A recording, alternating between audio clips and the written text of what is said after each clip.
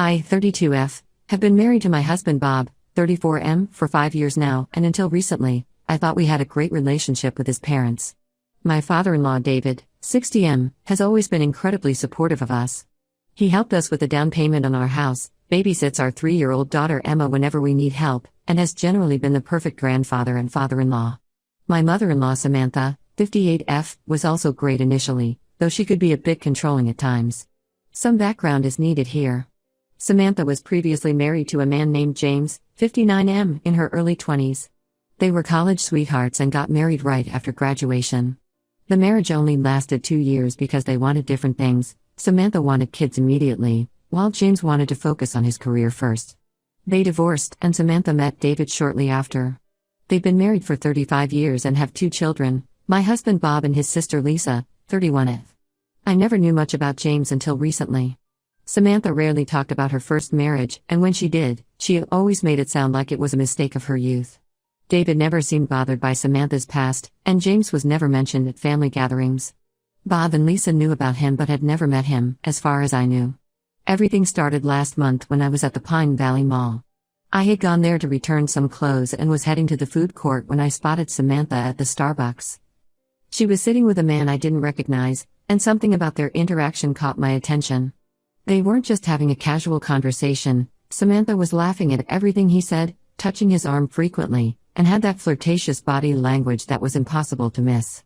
I know I should have probably just walked away, but something felt off. Samantha was supposed to be at her book club that afternoon. She had mentioned it during our Sunday family dinner just 2 days before. I decided to sit at a nearby table and observe them for a while. The man looked to be around Samantha's age, well dressed in a business suit, and they seemed very comfortable with each other. What really set off alarm bells was when he reached across the table and wiped something off her face. It was such an intimate gesture. They spent nearly 2 hours at the cafe, and their behavior became increasingly flirtatious. When they finally got up to leave, I saw them walk to the parking lot together. Before getting into their separate cars, they hugged goodbye, but it wasn't a friendly hug. He kissed her on the cheek, lingering there for a moment, and they held hands while saying goodbye. I took several pictures throughout their meeting because I knew this wasn't normal behavior for a married woman, and I had a feeling no one would believe me without proof. The pictures clearly showed their intimate interactions, the hand touching, the close proximity of their faces while talking, and the goodbye scene in the parking lot. When I got home that evening, I showed the pictures to Bob. He was quiet for a long time before telling me that the man in the pictures was James, his mom's first husband. Bob was shocked because, according to him, his mom had always said she hadn't had any contact with James since their divorce. Over the next few weeks, I started paying more attention to Samantha's schedule. She suddenly had a lot of book club meetings, shopping trips with old friends, and volunteer work at times that seemed odd. I kept track of her excuses and realized she was meeting with James at least twice a week. Sometimes at the mall, sometimes at different restaurants, and once at a park near our house. Bob and I debated about what to do with this information. He was torn between loyalty to his mom and his sense of right and wrong. We both knew David deserved to know the truth, but we also knew this revelation would destroy the family. Bob suggested we confront Samantha first and give her a chance to explain, but I disagreed. If she was willing to lie to her husband of 35 years, she would definitely lie to us. After 3 weeks of watching this continue, I made the decision to tell David. I invited him over when I knew Samantha was at another one of her meetings with James. I showed him the pictures and explained everything I had observed. I also showed him the dates and times I had documented of Samantha's meetings with James. David's reaction was heartbreaking.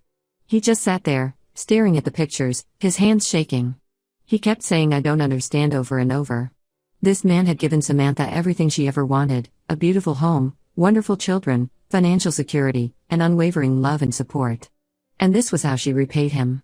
That evening, David confronted Samantha. She initially tried to deny everything, but when David showed her the pictures, she changed her story. She admitted to meeting James but claimed they were just friends catching up.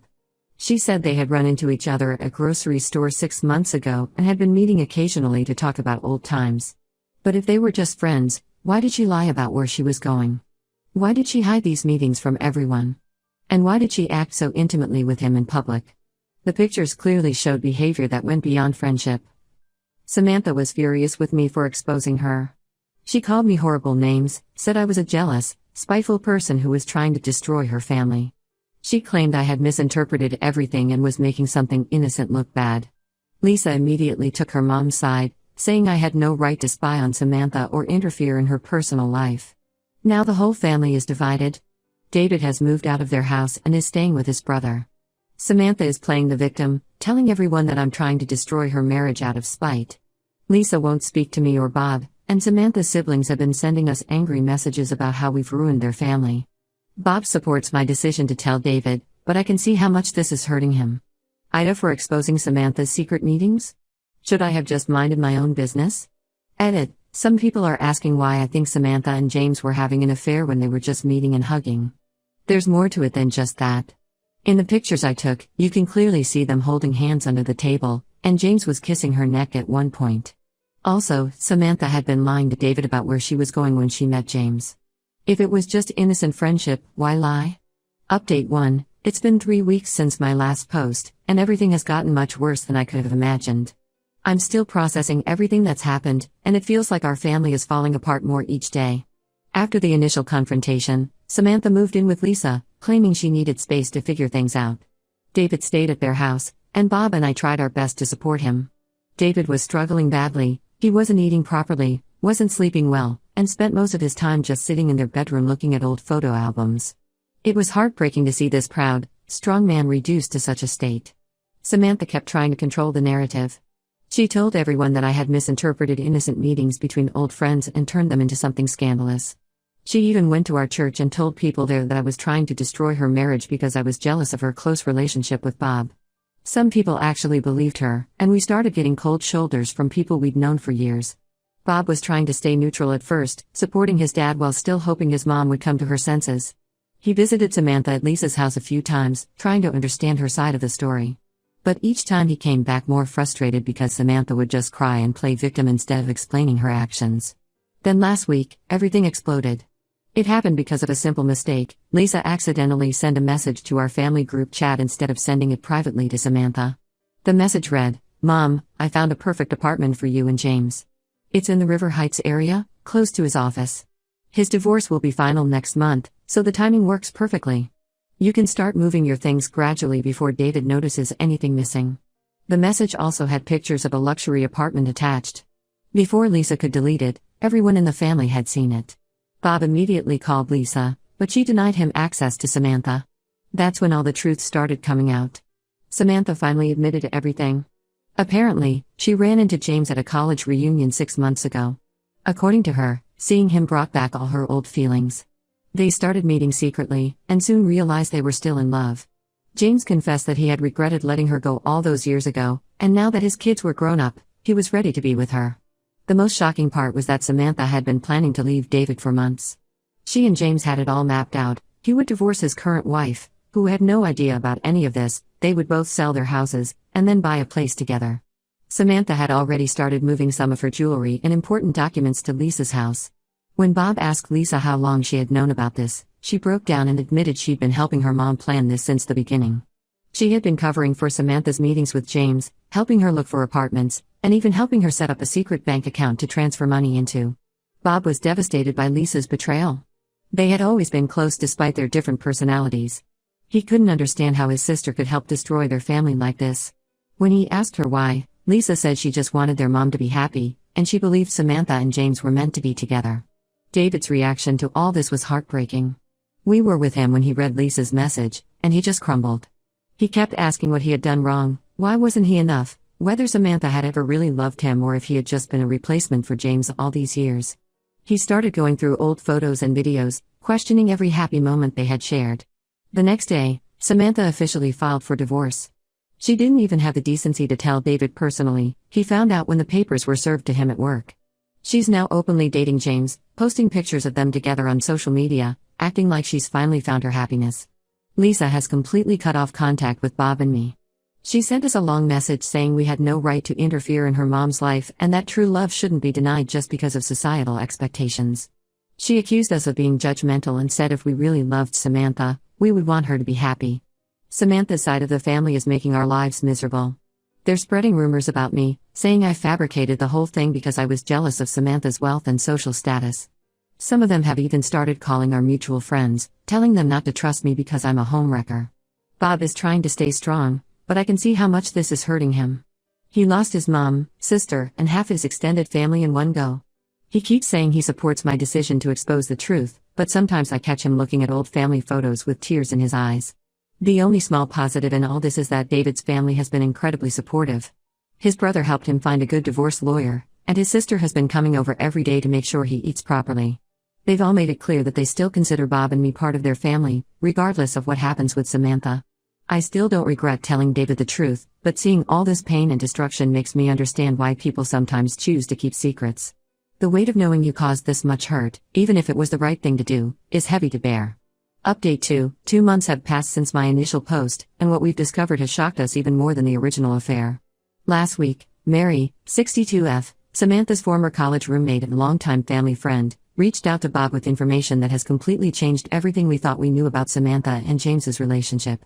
Mary had been carrying this burden for years but finally decided to come forward after seeing how everything was unfolding. According to her, Samantha and James's relationship never really ended after their divorce. They had been meeting secretly throughout Samantha's entire marriage to David, approximately every 5 to 7 years. The pattern was always the same: they would run into each other at some event or through mutual friends, start meeting secretly, have a brief affair lasting a few months, and then go back to their respective lives. This cycle had been repeating for over 3 decades. Several of Samantha's old friends knew about these encounters but kept quiet to maintain family peace and because they believed Samantha would eventually stop. Mary provided evidence, old photos, letters, and even emails from various years showing Samantha and James together. She had kept everything because she felt guilty about her role in helping them hide their meetings. The evidence showed meetings in 1992, 1998, 2005, 2012, and now 2024. Each time, Samantha would tell David she was going on girls' trips or visiting college friends, while actually meeting James.